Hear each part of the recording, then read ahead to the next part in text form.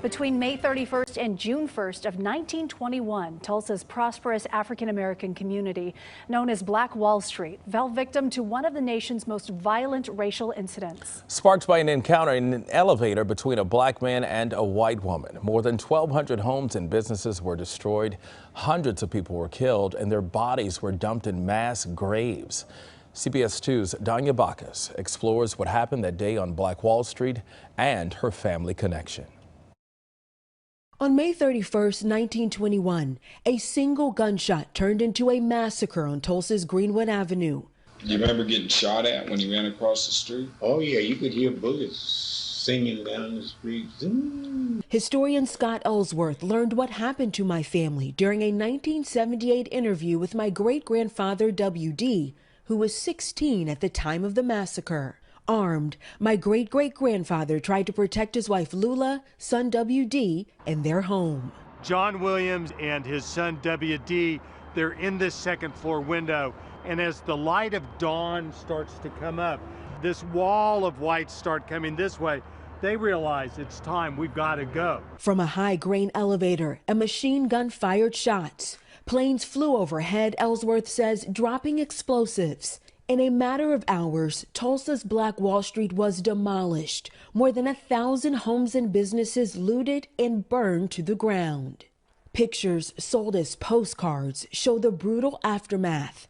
Bodies line the streets. Historians believe hundreds were killed, the dead dumped in mass graves. Hundreds of black people were rounded up and taken to internment camps by deputized white men.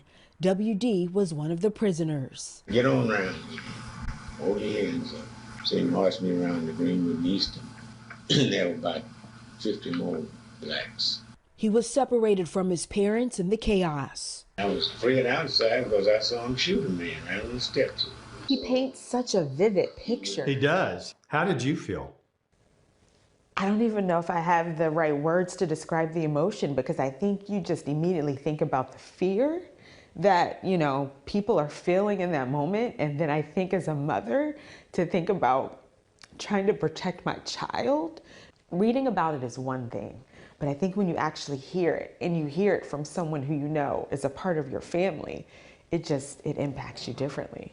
When black people returned to Greenwood, they found a neighborhood burned to ash.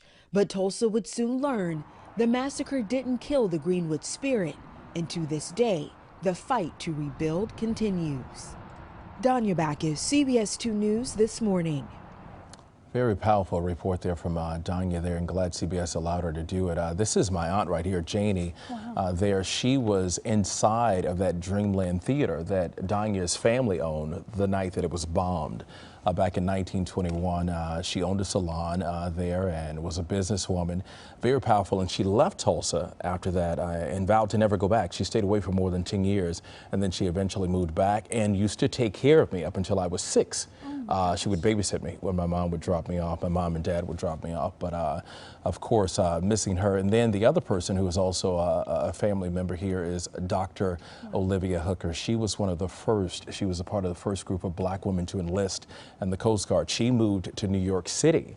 And she told me a little story when I worked with NBC then, and I got a chance to interview her. She told me a story about how she was in the windowsill in Dallas, Texas with a lot of little kids, and there was a fancy car outside, and everybody was like, oh my God, there's a rich famous person out there. And some little boy said, oh, they must be from Tulsa. And I thought that was the cutest story there, because at the time, Tulsa had the richest black people living in that city than anywhere in the country. And tomorrow, Danya takes a look at what was lost during the massacre there and the denial of insurance claims. They filed for insurance claims to try to get their money back. Didn't receive a dime. Didn't receive a dime, and not one person has been held responsible for that riot. It's just jaw-dropping. I found myself getting emotional watching that story because, as she mentioned, it was our own local Holocaust. Yeah. That is not in our history book. So it's so important to put this on television. Mom said they didn't talk about it, yeah. and I didn't grow up learning about it. On Monday night, Gail King will host a CBS News special report, Tulsa 1921, an American tragedy. It follows more stories like this one, and the primetime special airs at 10 p.m.